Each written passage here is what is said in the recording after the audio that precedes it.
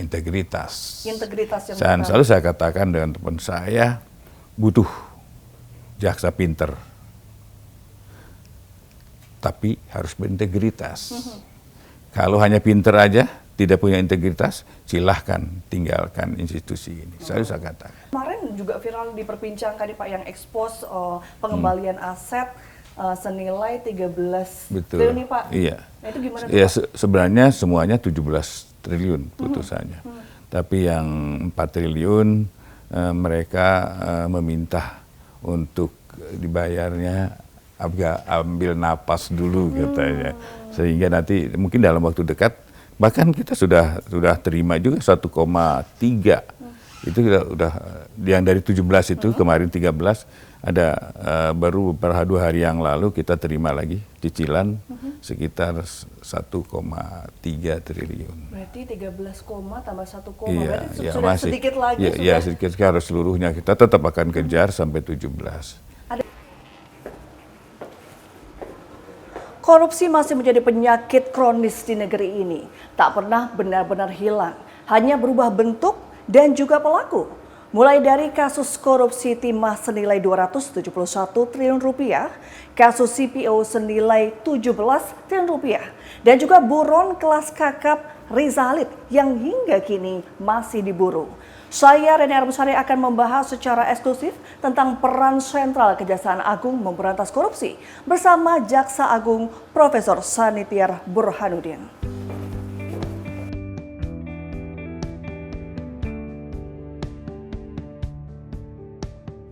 Selamat pagi, Bapak. Apa kabar? Baik, Mbak. Terima kasih sudah boleh berkunjung ke sini, Bapak. Dan selalu standby, siap kapanpun. Selalu standby kapanpun ya, Bapak. Bapak, ini kan publik menilai nih, Pak, bahwa Kejaksaan Agung saat ini tuh mulai makin gigih, makin berani begitu Pak dalam mengungkap kasus korupsi, terutama mega korupsi gitu Pak, dengan nilai kerugian negara yang fantastis begitu ya. Ada apa sih Pak di balik kegigihan dan juga keberanian Kejagung belakangan ini gitu Pak? Kegigihan sih sebenarnya biasa-biasa saja, tapi suatu tekad baja bahwa kita harus buktikan pada masyarakat bahwa korupsi memang harus kita libas. Baik. Nggak takut gitu Pak? Ya, bismillahirrahmanirrahim. Yang penting semuanya pekerjaan pasti ada risikonya. Itu aja. Semua pekerjaan pasti ada risikonya. Kalau memang sesuatu ya ada Allah yang akan. Berarti dengan segala tantangannya tetap gigih begitu ya Pak ya? Betul. Jadi ya semuanya kalau kerjaan ada risiko pasti ada risiko, risiko pasti ada. Baik Pak, ini kita mulai dari kasus mega korupsi yang belakangan paling banyak disorot oleh publik, yaitu kasus korupsi timah yang katanya merugikan negara sedikitnya 271 triliun rupiah. Ini perkembangannya seperti apa Pak? Malah udah hampir putus semua.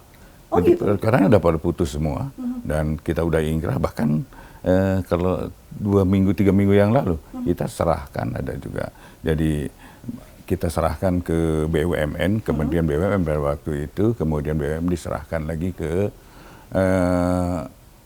PT Timah. Itu yang Kalau untuk pengembalian asetnya nih Pak, perjalanannya seperti apa dan strateginya seperti apa? Tentunya pengembalian aset setiap penanganan perkara kita sudah identifikasi punya apa aja, yang pasti kita telusuri dulu aset-asetnya, gimana pun juga kita tidak hanya menghukum, yang utamanya juga mengembalikan kerugian negara, itu yang utamanya. Maka selalu kita tracking aset-asetnya sebelum kita lakukan penyitaan. Sudah berapa banyak tuh Pak? Itu kan 271 triliun yang sudah berhasil dikembalikan begitu, ada berapa Pak? Udah cukup banyak sih, cukup banyak. Tapi saya nanti kan ada bidangnya sendiri sih yang menangani perkara. Tapi udah cukup banyak. Kalau untuk tantangannya Pak selama pengembalian aset itu? Tantangannya sebenarnya tidak ada, tetapi kadang-kadang kesulitan kami di dalam pelelangan. Karena pelelangan ini kadang-kadang kita punya tanah yang ribuan hektar. Itu sitaan-sitaan itu selama perkara korupsi itu kita punya ribuan hektar tanah yang pelelangannya kadang-kadang kesulitan karena memang mungkin pembelinya yang kurang peminat. Kalau misalnya untuk optimismenya Pak, nih Pak, karena kan ini kan jumlahnya besar sekali gitu, nilainya fantastis. Optimis nggak Kejagung bisa mengembalikan 271 triliun itu ke negara begitu? Ya kita wajib optimis, kita harus selalu optimis karena gimana pun juga ini harus dikembalikan gitu. Tapi memang memerlukan waktu, tidak bisa begitu aja. Namanya triliunan kita perlu waktu itu aja. Tapi optimis ya Pak ya? Ya harus. Kalau untuk pengembangan sendiri masih mungkin nggak kalau misalnya ada tersangka atau bahkan terdakwa baru dalam kasus ini? Oh masih dimungkinkan. Masih sangat mungkin sangat ya Bapak? memungkinkan. Karena memang ada beberapa bulan lalu kita temukan ada penyelundupan. Dan ini pasti kita akan. Ada pengepul, penyelundupan, pasti kita akan sikat terus. Tantangannya Pak kalau dalam kasus ini pengungkapan selama ini? Itu tantangan enggak lagi ada sih sebenarnya. Tinggal ayo kita sama-sama. Dan memang pengamanan yang begitu luas bagi kami tidak bisa begitu ngaman. Jadi kami maka dibantu oleh teman-teman TNI, itu pengamanannya, karena begitu luasnya wilayah itu. Kalau selama ini dalam pengungkapan kasus ini pernah ada katakanlah intervensi? Ya sih ada aja. Setiap baik kis pasti ada. Itu ada dinamikanya.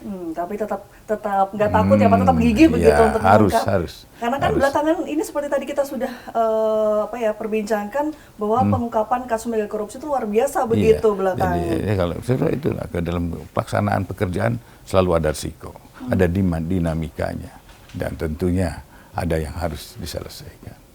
Apa yang Bapak sampaikan kepada bawahan atau aparat-aparat penegak hukum supaya nggak takut gitu Pak? Kalau Bapak mungkin saya nggak takut, semua pekerjaan ada resikonya begitu. Tapi apa yang Bapak sampaikan supaya aparat-aparat penegak hukum ini nggak takut begitu? Enggak, yang penting walaupun saya dalam kondisi apapun saya tidak pernah bicara pada anak buah bahwa saya kondisinya begini. Biar melihat anak buah kita tetap tenang. Tetapi yang utamanya saya akan memberi tetap semangat pada teman-teman, pada anggota bahwa kita bekerja dalam koridor yang benar. Apapun yang terjadi, saya akan ada di depannya. Berarti katakanlah memberikan jaminan begitu ya, jangan takut karena Bapak dalam juga akan melindungi begitu. Iya, kita dalam bekerja dengan sesuai aturan, ya pasti kita akan melindungi. Pak, ini di ruangan Bapak nih, boleh kita sambil lihat-lihat Bapak? Ayo, di sini nggak ada apa-apanya. Aduh, bagus sekali Bapak ini. Terima kasih sudah boleh berkeliling. Kalau ini biasanya ini ruang untuk rapat. Meeting. Di ruang rapat. Ya meeting loh. Di sini adalah awal-awal pengungkapan kasus-kasus besar ya Pak Enggak, ya? ada di ruangan khusus. Kalau ini ada. Kalau di sini biasanya untuk untuk rapat-rapat pimpinan aja. Baik. Pimpinan ada rapat khusus untuk rapat di sebelah sana di luar. Dia ada besar lagi dan itu untuk ada peralatan elektronik. Jadi kita bisa untuk diskusi di situ, kemudian mengungkap kasus atau bila perlu kita akan bedah kasus. Berarti ini khusus untuk pimpinan-pimpinan ya Bapak. Kalau di sebelah sana ada apa Pak? Mari. Silakan Bapak. Ayo. Terima kasih.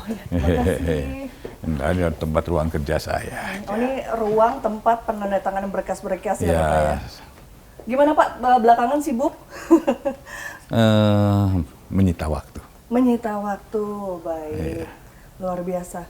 Ini dalam waktu dekat ini kira-kira akan ada pengungkapan mega korupsi lagi nggak nih Pak? Ada sih, pasti selalu ada. Tapi nggak saya ungkapkan dulu di sini.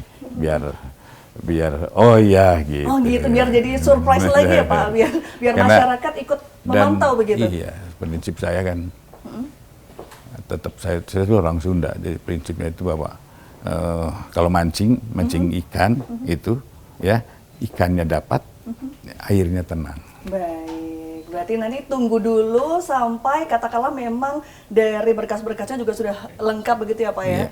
Baik, kalau ini tadi sudah bahas soal kasus korupsi timah 271 triliun. Ini kan ada kasus yang katakanlah viral juga belakangan karena pengungkapan asetnya itu pengembalian asetnya itu sampai diekspos begitu Pak, yang 13 triliun itu gimana Pak perkembangannya?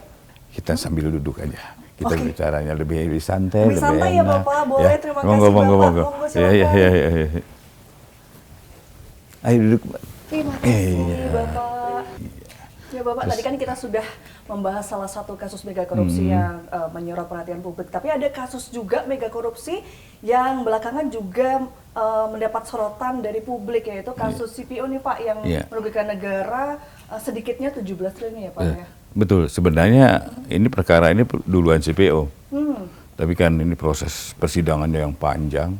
Kemudian kita sidangkannya kemarin kan untuk tindak pidananya, sekarang TPPU-nya ke uang tindak pidana. Tapi prosesnya udah lama duluan. Ini zaman-zamannya awal rame berapa gitu. nih Pak kalau boleh tahu? 2003. Iya, tahun 2003. Jadi memang proses perkara-perkara lama yang kemarin adalah pelaksanaan putusannya. Itu. Berarti hampir 20 tahun. 23 tahun. Oh, 2023 berarti saya salah dengar tadi Pak. Dari 2003 itu awal penyidikan. Iya. Dan akhirnya katakanlah terungkap di tahun ini. Udah, bukan inkrahnya. Putusan Mahkamah Agung udah turun. Putusannya itu kita laksanakan. Baik. Ini kan kemarin juga viral diperbincangkan nih Pak, yang ekspos pengembalian aset senilai 13 triliun nih Pak. Iya. Nah, itu gimana ya, Pak? Sebenarnya semuanya 17 triliun putusannya. Tapi yang 4 triliun mereka meminta untuk dibayarnya ambil napas dulu katanya. Sehingga nanti mungkin dalam waktu dekat, bahkan kita sudah terima juga 1,3. Itu udah yang dari 17 itu kemarin 13 ada baru beberapa 2 hari yang lalu kita terima lagi cicilan sekitar 1,3 triliun. Berarti 13, tambah 1, iya, berarti sudah masih sedikit lagi. Iya, sedikit harus seluruhnya kita tetap akan kejar sampai 17. Ada cerita menarik nggak Pak, atau tantangan begitu waktu katakanlah berusaha untuk mengembalikan kerugian negara begitu yang begitu besar itu? Tantangan sih tidak ada sih, biasa-biasa aja. Ini pekerjaan rutin, tapi memang ada kesulitan karena Pak saya tidak ada lagi harta kami atau ya biasa alasan-alasan yang klasik begitu. Tapi kan saya sampaikan kalau enggak ya saya kan sita, memang kita jaminannya bahwa kebun dia kita sita. Gitu. Kalau kasus ini itu tantangannya berarti nggak ada begitu, tinggal mengembalikan sisa-sisa kerugian negara itu begitu. Betul. Tapi kalau untuk kasusnya sendiri, apakah mungkin ada pengembangan begitu Pak? Ada tersangka? Yang ini sudah tidak ada lagi. Yang ini tidak ada lagi. Berarti sudah tinggal eksekusi. Pengembalian aset. Iya. Ini kan sudah hampir full 17 triliun dikembalikan. Kalau misalnya sudah dikembalikan secara full, Kejagung sendiri juga akan membantu memantau atau enggak Pak? Tidak, jadi kita akan serahkan ke Menteri Keuangan. Silakan aja Menteri Keuangan mau digunakan untuk apa, itu udah masuknya di uang negara di situ. Baik, berarti tinggal penyelesaian dari pengembalian kerugian negara yang tinggal sisa sedikit lagi itu ya Pak betul. Nah ini ada kasus, kalau tadi sudah kasus pengungkapan korupsi, ini kasus buron kelas kakap nih Pak, yang Riza Khalid. Ini sampai saat ini perkembangannya seperti apa Pak? Kita kita kerjasama dengan Interpol, kita sudah pendataan, mungkin insya Allah lah tidak terlalu lama lagi, nanti kalau dari Interpol yang ada di Prancis begitu, udah menyampaikan, udah oke, nyatakan buron secara internasional, kita mungkin akan bergerak. Berarti menunggu red notice dari Interpol? Iya, kita akan, tapi kita tetap monitor posisi dia ada di mana, tetap kita monitor. Sudah kedetek belum ini, katakanlah Riza Khalid ini terlibat dalam kasus apa saja selama ini? Oh iya, kalau itu sudah kami, namanya penyidik pasti akan mengungkap ke situ. Tapi kan kami tidak bisa terbuka mana-mana aja. Belum ya Pak ya? Kita kalau masih begini kan kita harus memerlukan suatu kerahasiaan, langkah-langkah yang rahasia yang tidak diperlu orang teman-teman tahu atau mungkin masyarakat tahu. Tapi yang terpenting tunggu aja tanggal mainnya, kami akan tetap bergerak. Masih terkait Riza Khalid, ini kan di media sosial ramai bahwa ada ancaman dari pihak Riza Khalid bahwa akan meratakan Kejagung itu Pak. Itu benar atau enggak Pak? Enggak. Itu kasus lain tuh, kasus Asabri pada waktu itu. Enggak, jadi itu kasus untuk Nurjadin, nah, belum. Ini tidak ada Nurjadin. Tapi benar ada ancaman nggak Pak? Walaupun tidak meratakan ke Jagung gitu, tapi ada ancaman lain kah? Enggak ada. Untuk ya, Nurjadin perkara minyak nggak ada. Berarti tinggal menunggu Interpol untuk bisa menerbitkan red notice ya? Iya, betul. Tapi optimis nggak Pak? Kira-kira bisa nggak Kejagung akhirnya menangkap begitu seorang Riza Khalid? Saya manusianya yang selalu harus optimis. Apalagi saya harus mimpin teman-teman penyidik yang begitu banyak, yang muda-muda, ya saya harus optimis. Dan saya harus optimis itu. Kita akan ungkap. Ada strategi khusus kah? Pasti.